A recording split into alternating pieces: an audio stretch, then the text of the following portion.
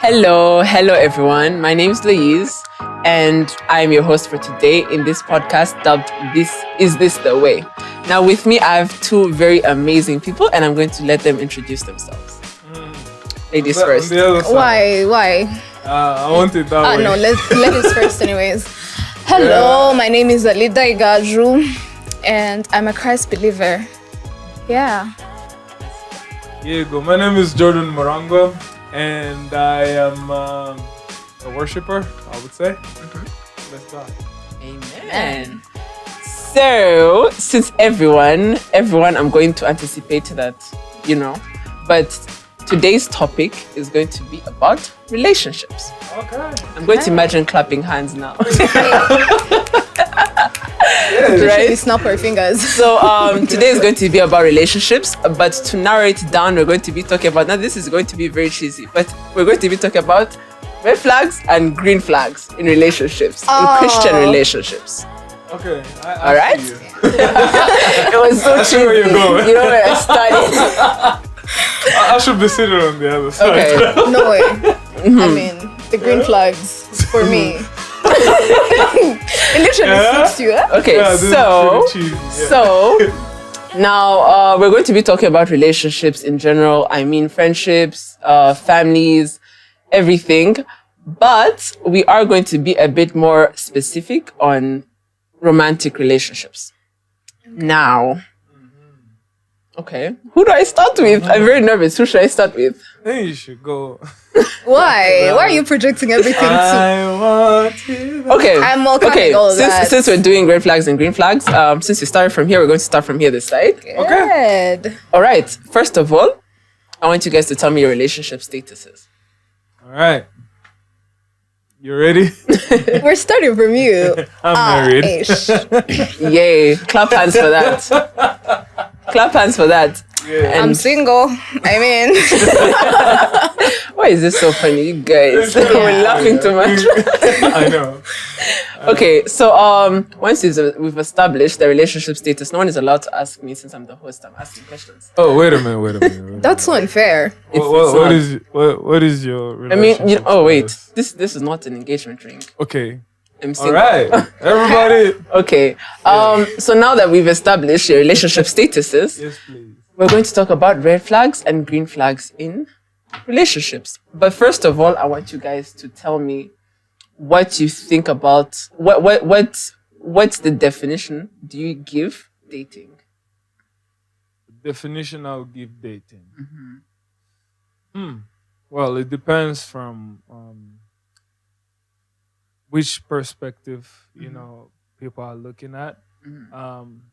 People want to say people want to give that in view of dating and courtship, but I know which is which. But as long as two people are together and they have one goal, like they're in a relationship, let's say a romantic relationship, and they are moving along together, well, that should be dating. That should be dating. Yeah, it could have a specific timing, and then to change, like for them to change an address, like let's say they're married or they're engaged or something. But yeah, it could be anything really. Okay. Yeah. Okay. Girlie, tell us what dating means to you. So, dating to me, it's like two people who are together in a romantic relationship, but haven't settled to like make it a long-term thing. It's just for the time being. We're together. We are, doing relationship stuff, but we haven't decided to settle for it to be a long-term thing. Okay. Yeah. All right. Now, excuse me, but I jumped onto Google. Right? I jumped onto Google. But so from definition from Google, dating is when two people do an activity together or engage in a romantic relationship, but all with the purpose of evaluating one another and the compatibility with one another. Okay. So I guess that's where you were going. So I think we should first of all differentiate right now that dating is different from relationships. Yeah. dating means I think that's what it means, by the way. Dating means I could be going out with you for like, I don't know, 4 times, but we're still evaluating one another. Yeah. Which means along the process, I could conclude that we're not compatible and not see you anymore. So that wasn't a relationship. I feel like that was dating. Depends. Is that where you were saying that dating and courtship? Yes. So when they say courtship is more like these people are like looking at the future and like it doesn't last for long. Like it has a specific time where it ends, and then that means that they are heading to being married and starting a family together. But also some people want to give it names like if you and I are going out, if we are dating during those couple of days, like I won't take you out if you're not my girlfriend or my boyfriend. Some people think like that. Yeah. But pretty much it's more like it also applies with different cultural beliefs. Like it could be different here in Rwanda than it is in the US or another country, and pretty much different in Tanzania as well. Yeah. Okay. Yeah. So now once we have established the meaning of dating, because like I said, we're going to be focusing mainly on the romantic aspect of relationships. And since we're talking about red flags and green flags, I am going to ask you the biggest, the one that screams red flag for you. Can we start on the other side for this one? Wow. What's the biggest, like what screams red flag for you in Christian relationships? Okay. Well, you just said in Christian relationships. So if you're not a Christian, if you're not a Christian, there is no relationship between us. Because hilarious. So you're too old for me to, engage in changing in telling you to convert your religion. So let's just assume we're all Christians. So I think disrespect. Yeah, Disrespect? Yeah. that's a huge one. Okay. Yeah, for me, dishonest. Dishonest.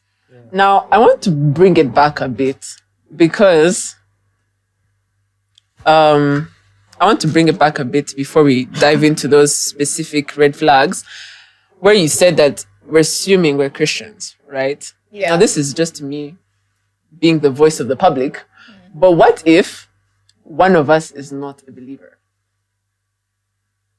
Okay. It still varies. It varies because I know of a guy in the Bible. Openly, God told him to go and look for a prostitute.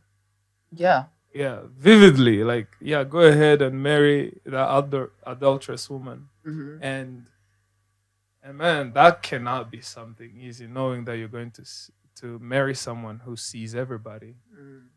But on the other perspective, you're like, don't be unequally yoked. Like, if you have to be moving at the same pace, because if one is strong in the faith and another one is not, it's more like you are lent. Then lenting is more like you're going very slow. Yeah. Very slow to what God has placed in your life and what God is doing in your life. And because one is viewing, like, one has a vision of what is going on, and the things that are happening, they're very prayerful, they're very watchful of the things that are happening, and the other one is not. And it feels like it's just one-sided effort, really. Especially when it comes to spiritual life. And when it comes to educate, let's say they're married and they're having children. Now, when it comes to educate those children, which values are they going to have? So there's going to be, conflicts in marriage, which is a huge thing to look at. And pretty much, especially that today's world, things are evolving around belief, like religion. And now people are, like, whatever that is happening, people are trying to use the policies that are coming in view of what God's word says, and because these are things that were spoken long before. And Okay. So what do you think about a Christian dating a non-believer? Should that be a red flag? So I'm going to be saying this in my own perspective, personally, as a leader. I believe actually it should be a red flag. Because love is a choice. So if I choose to love you, if I choose to be in a relationship with you, I'm not going to go and opt for someone who does not have the same beliefs as me. So it will be a very, very huge red flag. But if you, as Loise, can manage, can handle it, you can go for it. But as a leader, I don't really think I can opt for such a relationship. And Because, because we grow daily in faith. Spiritually, we grow daily. So if I am not that strong, if I'm not like where I feel like I have to be tomorrow, and I am dating someone who does not have the same spiritual beliefs as mine, it's going to be hard. It's going to be hard for me to grow. It's going to be hard for me to evolve. So why should I be engaging in such a relationship? It doesn't serve me the purpose it should be serving me. It doesn't serve me growth. So I think it's a red flag for me. okay, so, but I think the key word, which you said that I picked out from the story, I'm trying to remember who it was. Was it Hosea? Yeah. Hosea, yes. I think the key word was that God told him to go and marry the prostitute. Yeah. And so he had spoken to God. But there are a lot of people out here who have the belief that if I pray for him, I can change him. Or I could pray that God changes him. Yes, we were both shaking our heads. Yeah, No way. I'm just saying. I mean, like you said, it is your own personal perspective. But I have seen live testimonies of spouses who've converted, who've come to believe and trust in the Lord because of the people that they married. They were introduced to the faith by the people they were married to. And so a lot of people can confuse that, you know? Yeah. I think personally, I feel like it is something that can happen, Yeah. but I think it's something that we have to have really prayed about and spoken to God about to take a decision like that. I think at some extent it's wrong to feel like you would change someone. Because let's say, for example, if I will want to come marry you and in view that I will change you, like it's okay if I marry you in view that I will change you, like it comes with judgment. If I'm willing to change you, then I'm thinking that you're wrong. Exactly. You get. And no one wants to think that they're in the wrong. And the way Jesus puts it is not that he's telling you, oh man, you're doing wrong. He shows you the right way to go, and the rest is yours. And so our lives, the way we do our lives, in view of our partners, in view of our relationship, should be a message to teach others, not to tell them this is where you're doing wrong. Because we are all growing, we are all evolving, as you said. And if I say that I'm going to change someone, it is not for me to change that. It is not for anybody to change any other person. It is the work of the Holy Spirit, and the Holy Spirit is not indwells in us, but is not a person as a human being. It's a work that happens in the presence. It's a work that happens in the presence. And I think a couple of Sundays ago, we had Pastor Rob from Texas in Austin, and he was saying that his son had a girlfriend. They met in Djibouti, but the lady is from France. Yeah. But the lady is not a believer. And so they try to talk to her. Like, so they read from, they explained the Bible from Genesis to Revelation. All of it. All of it. The lady was like, I still don't get it. Yeah. Yeah, but then she went on a trip to Colombia, in South America, and like she went to a temple. Like it was not even a church, like you know the way we are very religious, like the Protestant, the Pentecostal church is the church. She was in a Catholic church, and she felt the presence of God. And she went back to the U.S. She said, "I believe now, and I love Jesus with all my heart." So I think it's something that happens from the presence. The only thing we can do is, pray for them. but it's not something that we directly have to, because we don't have the arms to do that. Literally, we Exactly. don't have the power to change anybody. It is Yes. the work of the Lord. Okay. It's actually even wrong to think you could change someone. Of course. Because how? For This is you. what I started telling you. We've met when we are grown up. There's no way I'm going to come and tell you have to believe in what I believe. No. I will show you by giving you examples. I will wake up, go to church on Sunday, go to fellowships during the week, and you'll be like, oh, what is she up to? What is she finding there that she's not getting here, you know?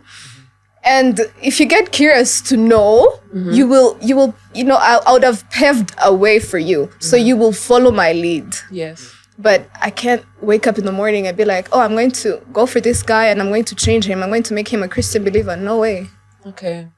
So what, in wrapping up that question, you would say, what would your advice be to people who, is it a red flag or not to date someone who you do not share the same beliefs with? Very red. Red. Very red. Red flag, but follow your heart. Follow your heart. Yeah. No. If your heart is the Yes. voice of God. Because Yeah, if your heart is the voice. Yes. I just remember something. Yeah. Literally just popped in my head. Yeah. The heart is deceitful. Yeah, the heart is. If It your heart is. is led by God, yeah. But that's pretty much it. you know when you love someone, when you feel a certain way about a person, you pray for them. So if you are a Christian believer, you will pray for that person. And that's your heart. Those are emotions working. Okay. So you're literally following your heart. So I will follow my heart by praying for you. And if it's meant to be that you're going to Change. follow my lead or change, then it's going to happen. And if not, then it will never happen. Yeah. I think the key thing is that first of all, if you're the believer in the relationship, then you should really talk to God and know the direction Yeah. before you jump into something. Yeah. That's a good point. Yeah. Also depends on the relationship you have with God. Yeah. Yes, it's very very key. Like it's like a triangle, but it all points to the one on top. Yeah. If both of you don't talk to God, like and then you just go to the base and then the other lines are disconnected, then it's no longer a triangle. It's just a line. It's just a line. Yeah. And it's not full. Yeah. Yeah. Understand. All right. So let's jump on to the next question. If their closest friends are not their closest friends are not believers, is that a red flag or is it okay? Can we pass that? And is the significant person a believer or not? A believer. The significant person is a Is a believer, believer. but their closest friends are not. Yeah, the are not. company. Yeah, the company is not. Okay. Okay. Is there an orange flag like here in Sweden? No, no, there's no orange. There's either it's a Either red yes or flag or you no. can just ignore it. Yeah. I think there is still some restraint, I would say, because the people you hang out with tell where your journey is going. Yeah. Yeah, you cannot say that my friends don't own you and all that, and then do everything with them. I think a company is very key, like something important in someone's life. We see David having a friend who always helped him. Like a friend, whether they're good or bad, a friend is always there for you, and they're always leading you somewhere. So they either lead you to life or death. Yeah. And Yeah. so it is important that you know who are your friends and who you call your friends, and especially that I think everyone wants to go from an up and up. Like we always want to be climbing. We don't Yeah. want to hear the bad news. We don't want to slope down. So you don't want a friend who's gonna drag you down, especially when it comes to the things of faith. Because there's gonna be time when you have those hard conversations, and that's gonna be something that's gonna show if you guys are gonna move this life together or not. And so when it comes to a relationship, like if you want to date someone and their closest friend are not believers, I think if there could be a way to isolate them from friends, which is the hardest thing to do. Very. It's very hard. Like, he doesn't own you. Yeah. You just met him. I'm just imagining things that could have happened to Been me. together for years. Yeah, I know. He just showed up. I've been Together for together. years. Wow. Yeah, but pretty much. Speaking from experience. I'm just imagining something that could have happened to me. You know, on the other hand. But I think pretty much people should see who is the friend and what journey. Like when you have a vision, when you know where you're going, you have to know who are standing beside you. Yeah. And because those who are beside you could be against you, but you really need to know who have their mindset. Not necessarily going in the same direction. It doesn't mean like their minds are set to go in your direction. You know, it could be coming, against you, not going the same direction, but they are telling you, yeah, keep going on. Yeah, go ahead. Like there's nothing wrong. Just keep going. Yeah. They are coming the other direction, but they're encouraging you.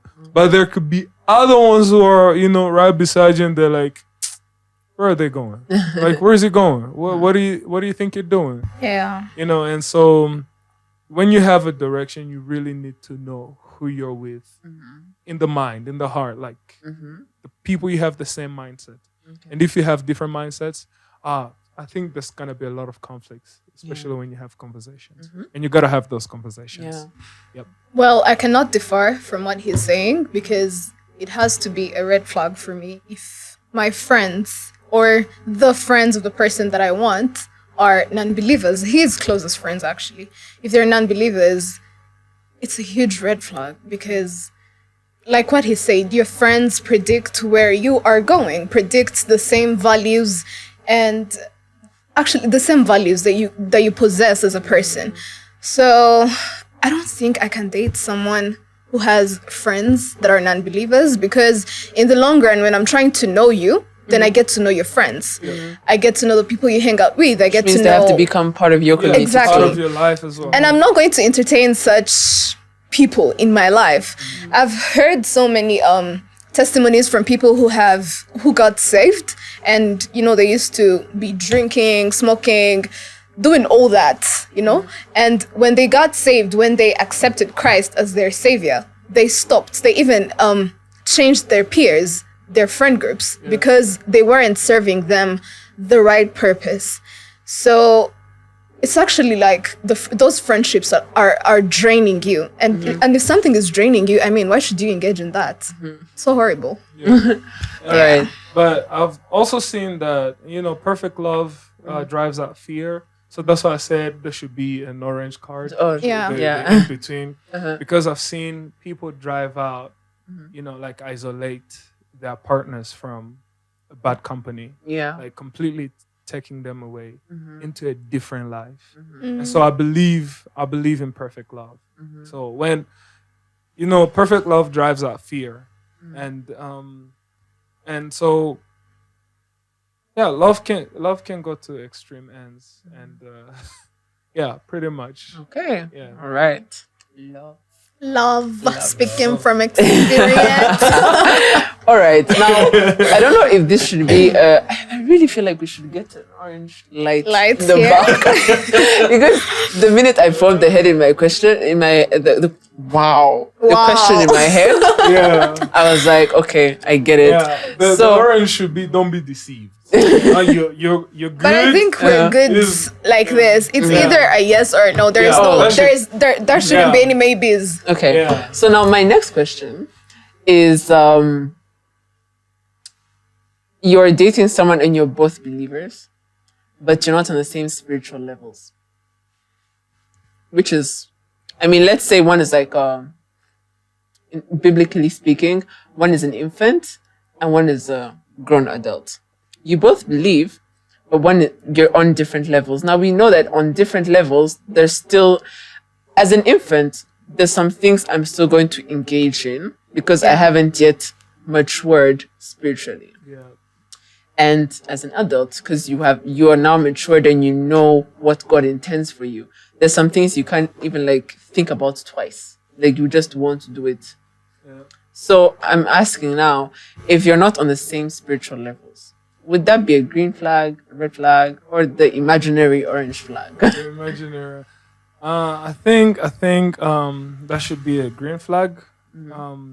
Pretty much because we were all infants at a time, and so if here they keep saying that if you have a Christometer, like to measure people's spirituality, then you will see like we're not on same levels. And I think that now comes down to now the personal relationship you have with God. And the good thing is that infants or babies have the tendency to grow up. Yeah. Like don't tell them what to do. Grown-ups, but they want to do the right thing. And the good thing of mature people in the spirit have the tendency to teach the infants, and which is the middle ground of it. Like one wants to grow up and another one wants to come down and see how they're doing. Not necessarily being like I'm going to teach them so that I can take advantage of them and make them my partner. No. It's more of something that it's something that doesn't have a formula, but when it comes to love, It's in my head I was like, I love them and I'm willing to grow with them. oh yes, you love them, you're willing to grow with them. We are all growing. You will never be on the same level, I guess. Yeah. But that should come on, now on your own. Like, what is your conscience telling you, and what is like you're mature. Let's say if you're mature, what is your maturity telling you? Because you're spiritually mature. So I think at some point you have a relationship with God and you know exactly what you're looking for. Yeah. And in your spiritual maturity, there's a conviction that comes with it. And be like, if I pursue this relationship, will it work out? Or is it just going to be, I'm going to be as slow as a turtle or something. Yeah. But yeah, pretty much that comes down to how you know God and how you know the gospel and how well you're going to be doing.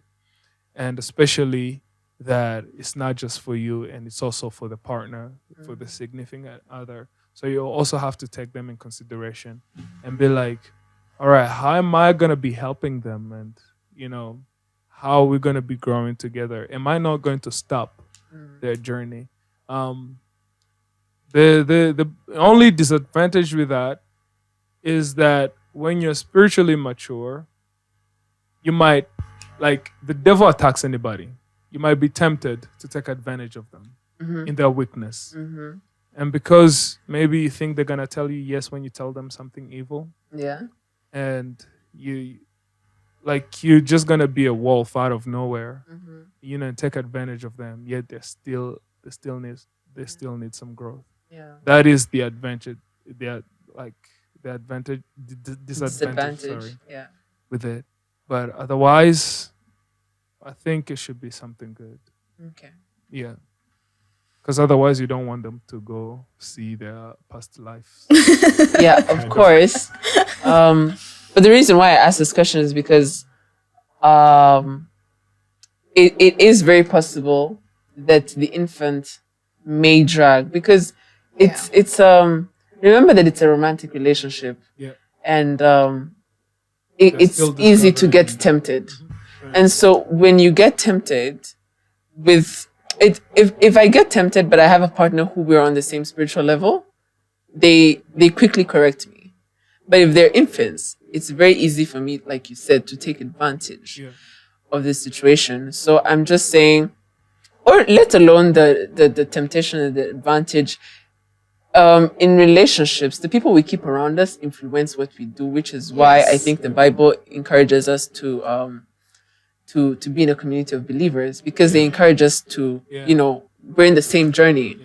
And so I think if people are on different spiritual levels, one might just drag the other one down, which Yeah. is very possible. Very So that's why I possible. asked the question: is it not going to be a problem?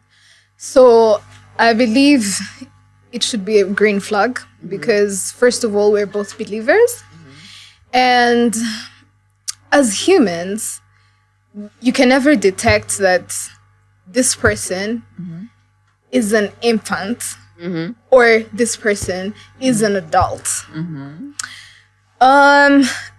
Let's just, okay, judging from, let's just say maybe pastors, we can say our pastors are adults because, you know, these people have gone through the Bible, they've learned, they've been in class, theology and all that.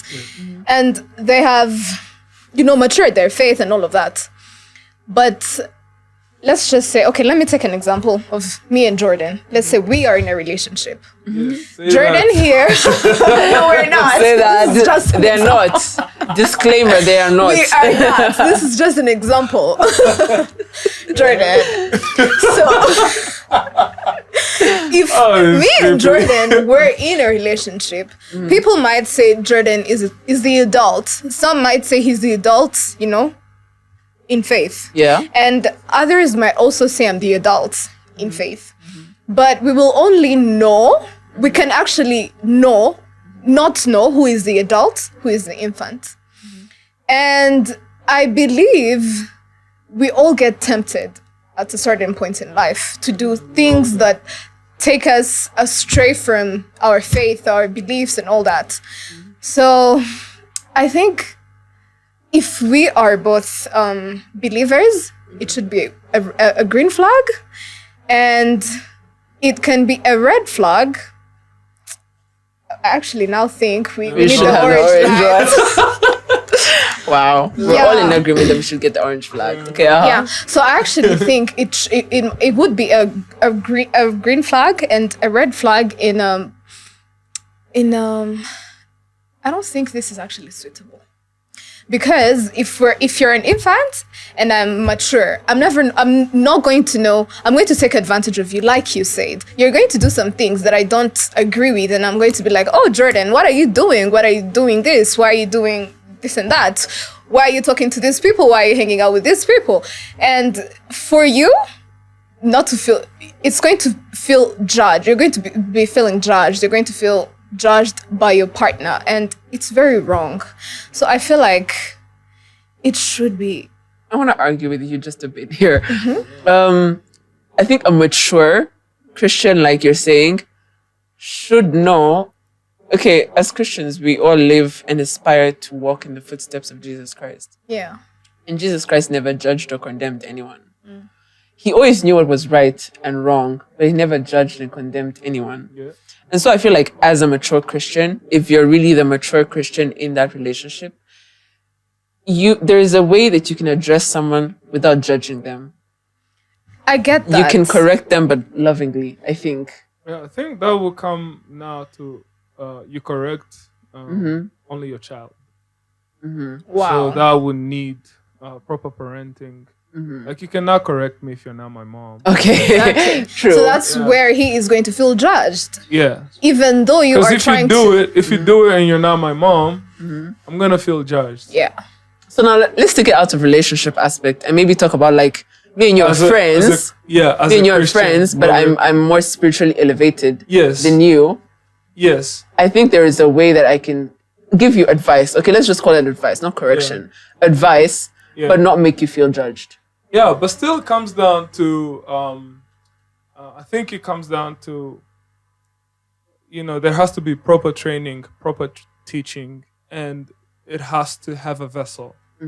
Like the gospel we received from the apostles, and they are being carried out with pastors, evangelists, prophets, Yeah. and all these ministries that we see in church.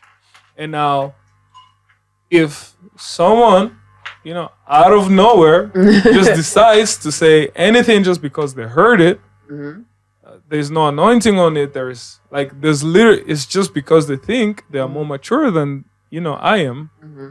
I think at some point, especially, okay, there's always been peer pressure with me. Yeah. Whenever I saw someone my age and they could speak in tongues, I want that. Why is it? No. No, I'm like, How? why? What? I thought I was What? the first. Like, how did it happen? Where did you go? Who did you talk to? Who taught you? Who was your Yeah. father? And now these people my same age are gonna, they're more spiritual than I am. I was thinking.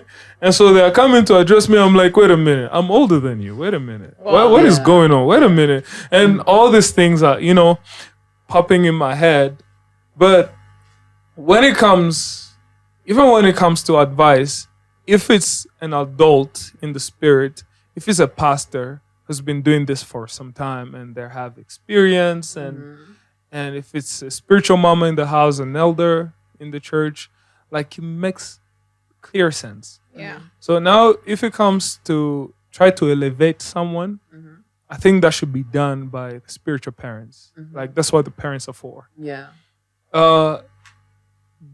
What friends can do, what your peer can do, is uphold you, but they cannot elevate you, because I think at some point you're at the same level. Yeah. Even though there are some quite differences, like there are some differences, but I think a spiritual parent or a spiritual mentor, like someone who is more mature, like way more mature, that you feel in your heart that this person is way more spiritual then that should be a spiritual father.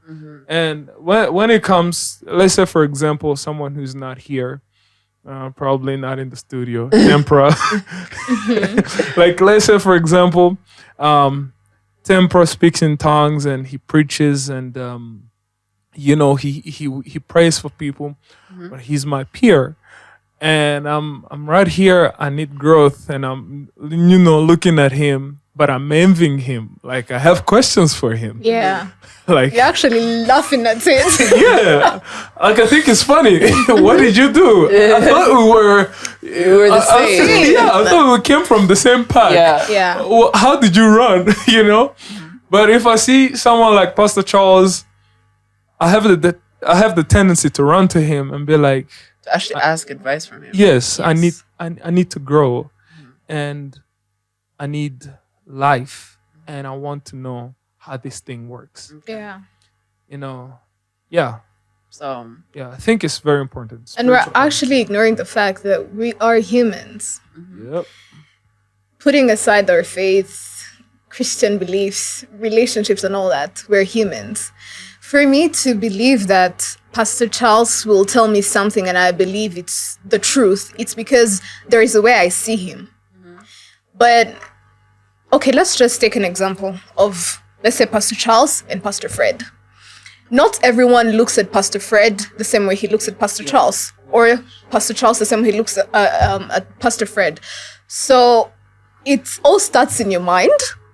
If you believe that Pastor Fred is the only person that can tell me this, and it makes sense to me, he's the only person who's actually going to talk to you, and it will make sense. Pastor Charles can come in and it may not make any sense.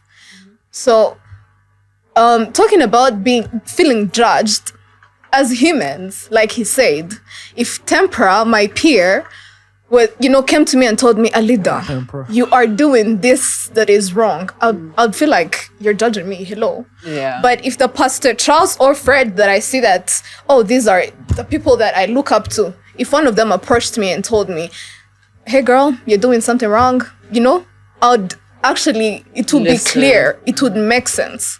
So don't ignore the fact that we're humans. Yeah. All right.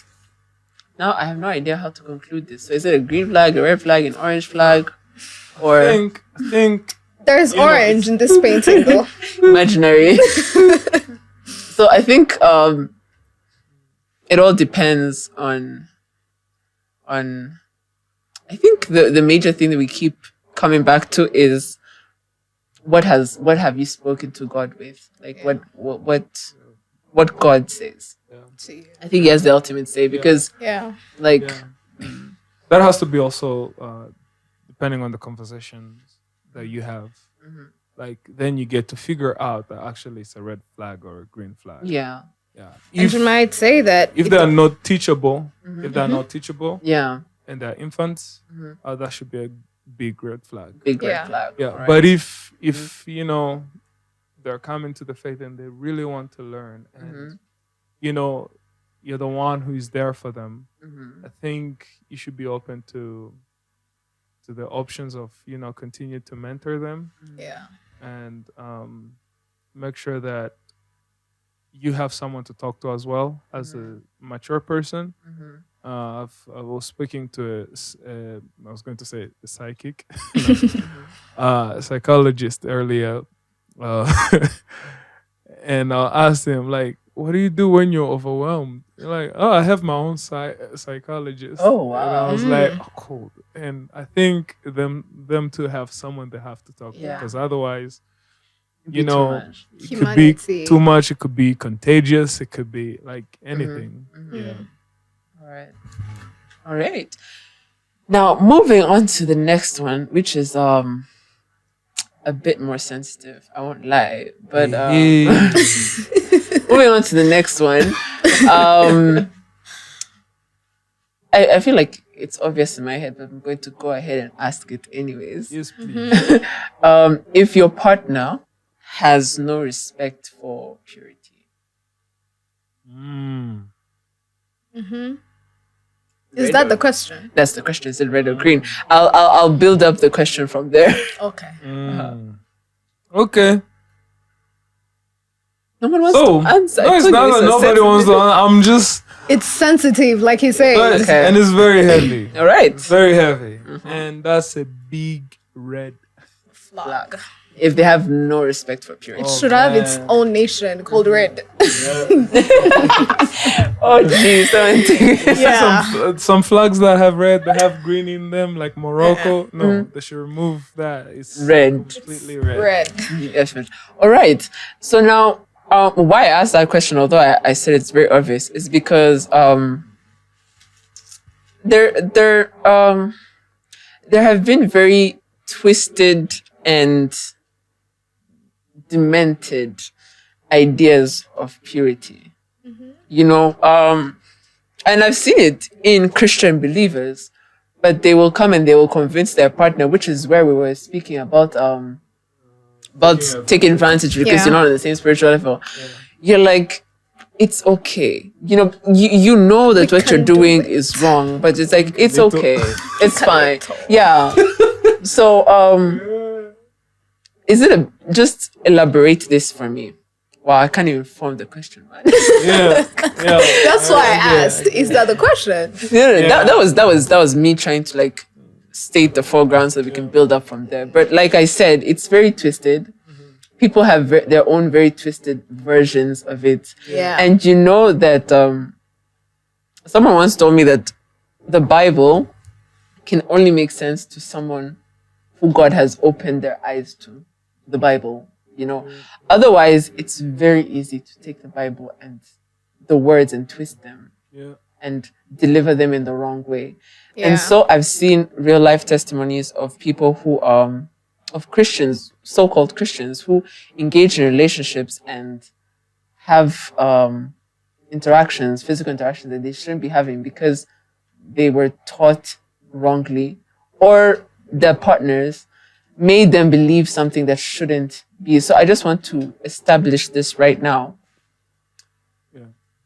How far, okay, is physical intimacy okay in relationships, in dating? How far does it go? How far does it go? Okay. How Elaborate far does it go? physical intimacy. That's up to you to Because determine. holding hands, this is physical intimacy. Okay, I mean, hugging is physical intimacy. So how far does it go? that's up to you to elaborate. Actually, this is what I'm asking you. Okay. Okay. We'll do that. Please do. How much will you pay? All right. I think when it comes to now, people getting physical. Now we have the big questions, especially now that you're talking about purity. It's very hard, especially these days. Now we have so many cultures. We don't know which one is right and which one is wrong, and oh man, we are very crooked these days. Right. And I'm very sad about us. It's actually very sad that the people who lie to the others or the Yeah. Yeah. Christians. Yeah. But then you know, purity is found in only, Jesus and his word.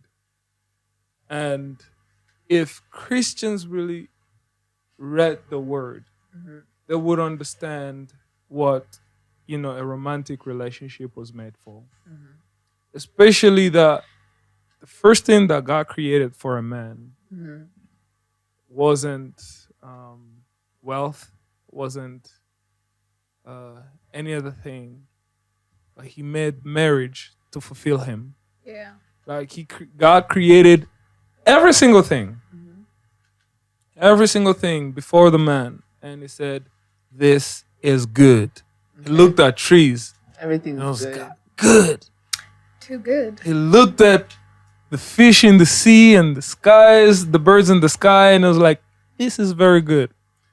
And he looked at a man, and it was like, Something is Nope. missing. Something's missing. I don't think this was right. Big global. It is not good for a man to be alone. So he created a woman. And so this is the whole idea of marriage, comes in. And so whatever they were doing, I don't know how they did it before the fall. Probably they looked at each other and that was it. But this comes down to the things that we normally do. Like he woke up out of the operation without scar. That's how they say It's it. God. Operación sans cicatriz. And he was like, ooh, bone of my bones, flesh of my flesh. This is what we do. This is what we do in our days. We're like, hey girl, how's it going? You're too beautiful. you been? Do you know that? This It comes smells too to the good. things we do today. So he opened his eyes and was like, ooh, this is mine. Bond of my boys. And so whatever they were doing, it was in God's presence. Yeah. It came down to the things that God authorized. Yeah. And in God's presence, God put them together in a covenant and he gave them a promise together. He told them, he gave them decrees together. He gave them like a constitution that should go with them. Like you are allowed to eat of any tree in this except That's the one of knowledge of good and evil. And then he said, and then he blessed them, and then he said, multiply, be fruitful, and rule over the every like all the things he mentioned that comes with it. And before the realization, I think we are all asleep. Just like asleep, like we are unconscious. unconscious, Yeah. like what's happening. Because then, until we get married, is when we actually become one, and we are allowed to do. We are allowed to actually mention bone of my bones, flesh of my flesh. Should be called woman, and so I think. Allow me to say this. I think when I got married is when I realized that I was actually going to be serious. Like I knew I was going to get married. And then when all the lights are off after the reception, you have to go home.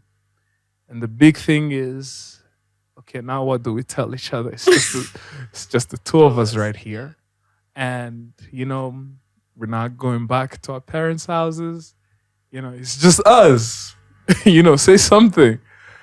And then it was at that moment that you realize that actually purity is something that, we have to talk about even before we get married. Because when you get there, there's no joke. Like, I'm not saying that it's a bad thing. Please go get married. It's the most beautiful thing that will ever happen to you. But that is something that is so sacred. Intimacy, physical intimacy.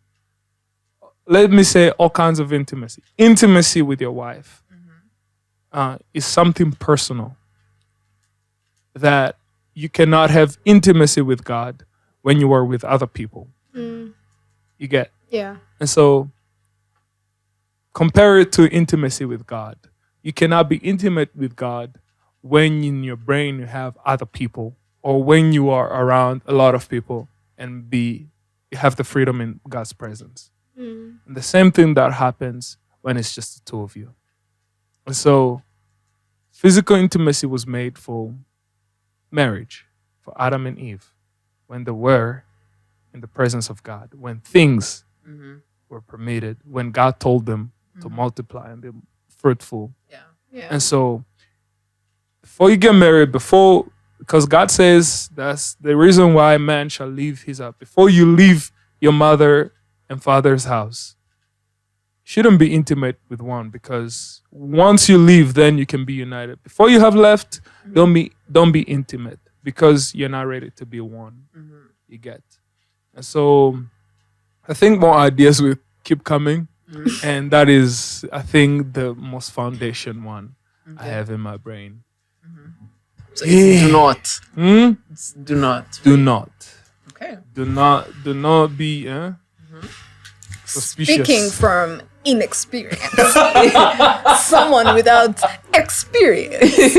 Just It's what actually you going to be imagine. hard. No, it's actually not what I imagine, but this is what I think. Yeah.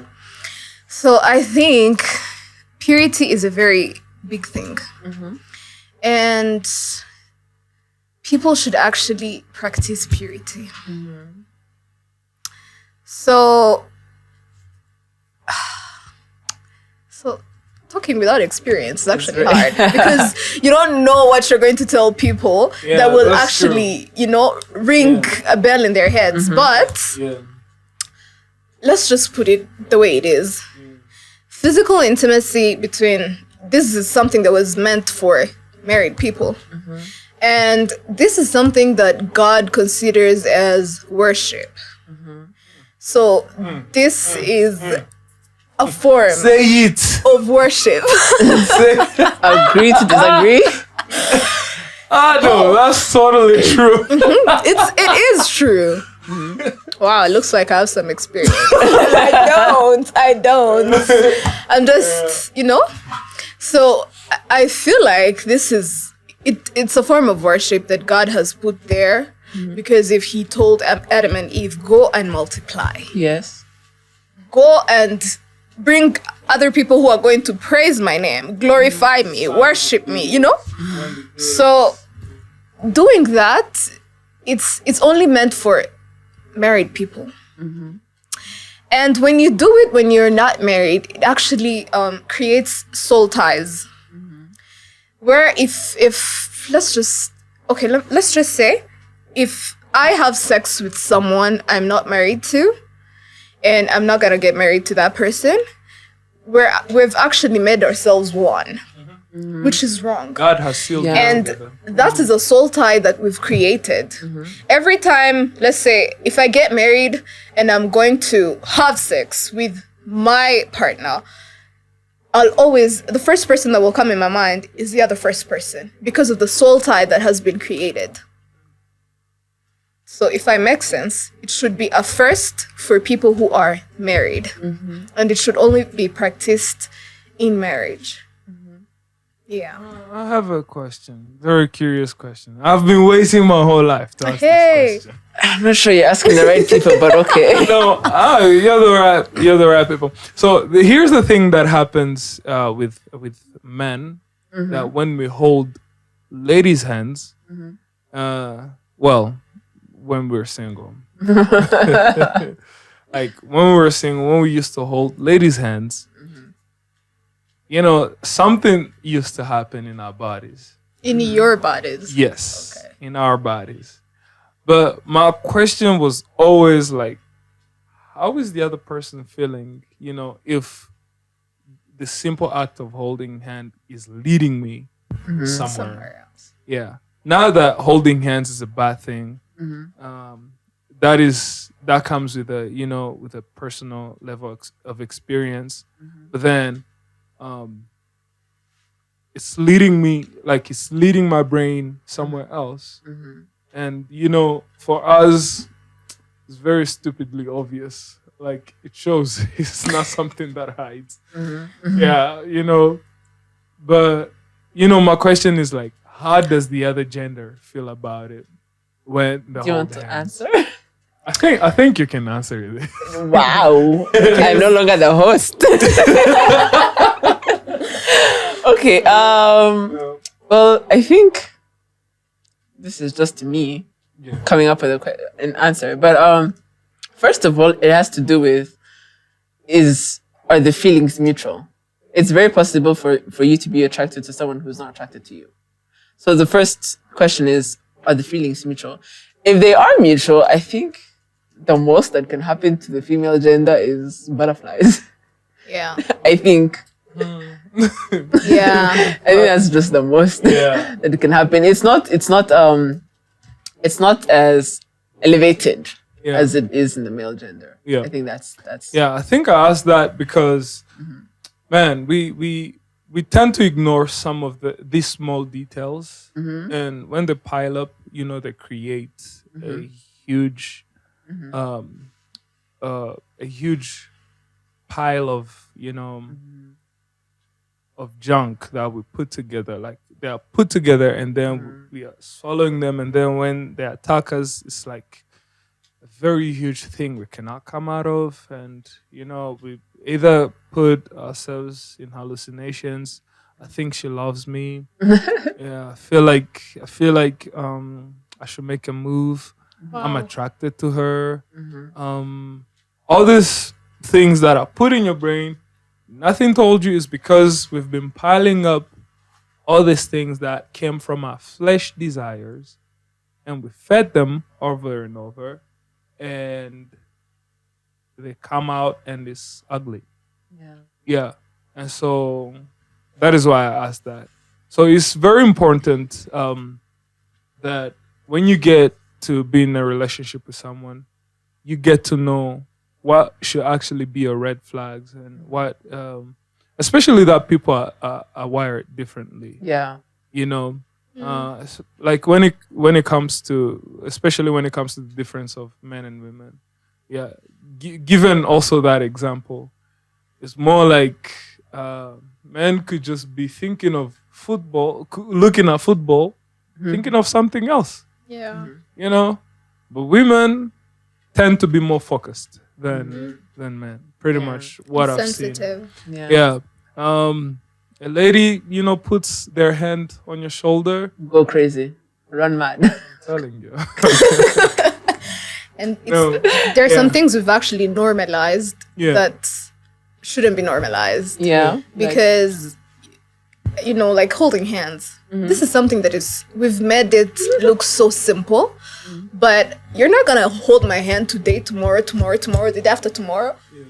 And in your head, it's not like there won't be something, There has to be something you're thinking about. You'll be like, oh, so if she's allowed to also hold my hand for all these past days, then she kind of feels the same way about me. And Hilar, no. I mean, it speaks message in volumes. Okay. So now we have to wrap this up quickly. Yeah, I know.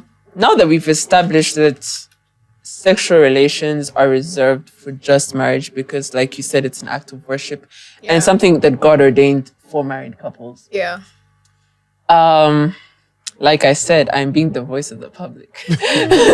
So now, once we've established that, I know that a lot of people could be asking themselves, okay, if I can't do this, what can I do? Like, how far is too far? Yeah. Married, tell us. Yeah, I think we should stop playing with fire. Yeah. That should be the first thing. I think love is like fire.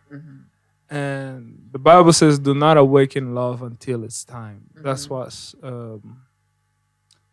Song of Solomon says. Yeah.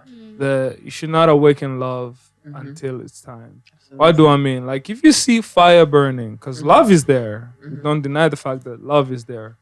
But if you see it, don't try to play with it, because it's going to burn you. Yeah. Like when you try to get too close, it's going to consume you. It starts with a small heat. That's the levels where it starts with the small heat until you really, And you can't even come back from it. You can't. Yeah. You can't. Because fire is magnetic. Love is magnetic.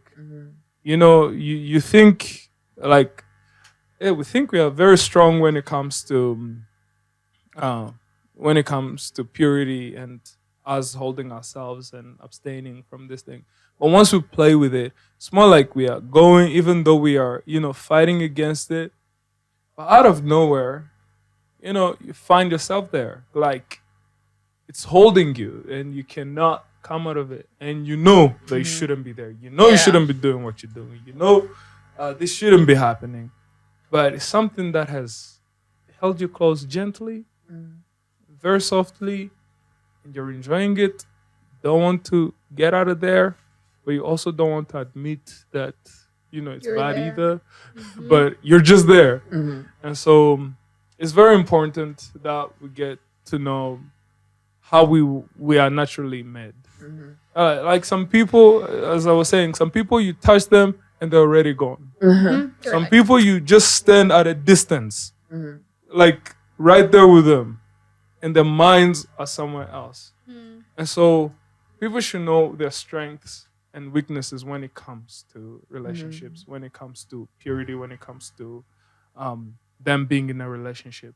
And then communication is very key. Communicate what your strengths and weaknesses are, especially when it comes to your sexuality, more importantly. And whenever we keep quiet, we just do as, As we think. As we think, as we feel, like whatever comes, that goes. And then out of nowhere, sin, out of nowhere, condemnation, out of nowhere, you no longer accept yourself and all these things because you think you're fallen. You don't think God can forgive you. And, all these things that come, after sin. But we should all know, our strengths and weaknesses. But behold, Jesus says, my power is made perfect in your weaknesses. For when you are weak, then you're strong. Because I'm your strength. Amen. All right. So how far is too far? Answer that. For him, he just told us it's better to keep your distance. Don't even play with the fire. Don't look for loopholes. It's better to just keep your distance. You actually don't have to, take that step for you to be thinking that how far is too far. Because it doesn't matter where you, like, what distance you've taken, so long as you've gone there, you're already there, and it's going to be hard for you to come back from that. So actually, there are some simple things that people tend to ignore in relationships, just because Jordan tells me he loves me, he takes me out, he buys me stuff. I feel like that is what we should do in our relationship. I feel like people should also know that being loved is the minimum. It's the minimum in the relationship. I feel like you should be respected. You should be supported. You should be desired. You should be seen. You should be heard. And if all of that is not happening in your relationship, there is no relationship. So for you to start thinking that you are going somewhere that you can not, that you actually won't even afford to come back from, first look at the simple stuff. If you are being given, if you're being prioritized, look at that before you want to take further steps that are going to be so hard for you to come back from. Yeah. So people out there, don't ignore such things because they're helpful.